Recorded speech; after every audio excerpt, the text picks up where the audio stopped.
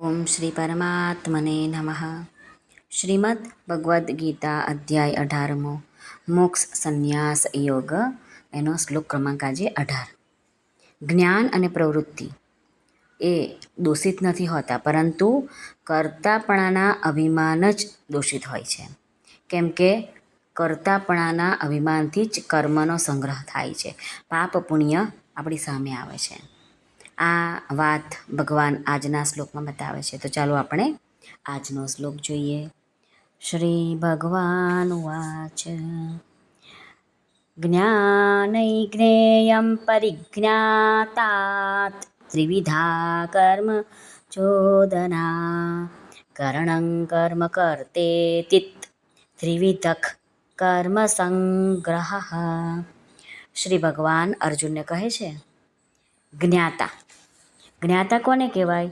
કે કોઈ પણ પદાર્થના સ્વરૂપનો નિશ્ચય કરનારને જ્ઞાતા કહેવાય છે. જ્ઞાન કોને કહેવાય? તો જે જ્ઞાતા જે વૃત્તિ દ્વારા વસ્તુના સ્વરૂપનો નિશ્ચય કરે એનું નામ જ્ઞાન. અને જ્ઞેય કોને કહેવાય? તો કહે છે કે જ્ઞાતા જે વસ્તુના સ્વરૂપનો નિશ્ચય કરે છે એનું નામ જ્ઞેય છે. આ 3 પ્રકારના કર્મના પ્રેરકો છે. અને કર્તા કોને કહેવાય? તો કે છે કે જોવું, સાંભળવું, સમજવું, સ્મરણ કરવું, આ બધી જ ક્રિયાઓને કરનાર પ્રકૃતિસ્થ પુરુષને કર્તા કહે છે. હવે આગળ ભગવાન કહે છે કરણ કોને કહેવાય? તો ભગવાન કહે છે કે મન, બુદ્ધિ અને અહંકાર રૂપી અંતઃકરણને 5 જ્ઞાનેન્દ્રિયો અને 5 કર્મેન્દ્રિયો રૂપી 10 બાહ્યકરણોને તેમજ કર્મો કરવામાં સહાયક ઉપકરણોને અહીં ભગવાને કરણ કહ્યા છે. તેમજ ક્રિયા. કર્તા કરણો દ્વારા જે કંઈ પણ કરે છે એનું નામ ક્રિયા છે. આ 3 પ્રકારનો કર્મ સંગ્રહ એટલે કે કર્મના સાધનો છે. રામ સુખદેવ મહારાજ કહે છે કે જ્ઞાન, જ્ઞેય અને પરિજ્ઞાતા આ ત્રણેયથી કર્મ પ્રેરણા થાય છે. જ્ઞાનને સૌથી પહેલાં કહેવામાં એ ભાવ છે કે દરેક મનુષ્યની કોઈ પણ પ્રવૃત્તિ થાય તો પ્રવૃત્તિના પહેલાં જ્ઞાન થાય છે. મગજમાં પહેલાં વિચાર આવે છે, પછી બહાર એ કાર્ય થાય છે.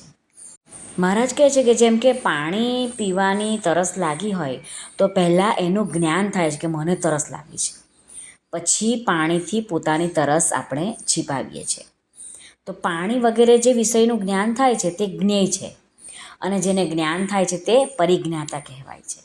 જ્ઞાન, જ્ઞેય અને પરિજ્ઞાતા ત્રણેય હોવાથી જ કર્મ કરવાની પ્રેરણા થાય છે. મહારાજ કહે છે કે શબ્દ, સ્પર્શ, રૂપ, રસ અને ગંધ એ વિષયોને લીધે સાંભળવાવાળો, સ્પર્શ કરવાવાળો, દેખવાવાળો, ચાખવાવાળો, સૂંઘવાવાળો એ રીતે અનેક કરતા હોઈ શકે છે, પરંતુ એ બધાને જાણવાવાળા તો એક જ રહે છે. તેને જ અહીં ભગવાને પરિજ્ઞાતા કહ્યો છે. કરણં કર્મ કર્તેતિ ત્રિવિધઃ કર્મ સંગ્રહ.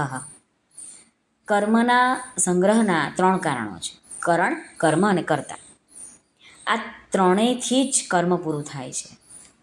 જે સાધનોથી કર્તા કર્મ કરે છે તે ક્રિયા કરવાના સાધનને એટલે કે ઇન્દ્રિયો વગેરેને કરણ કહે છે.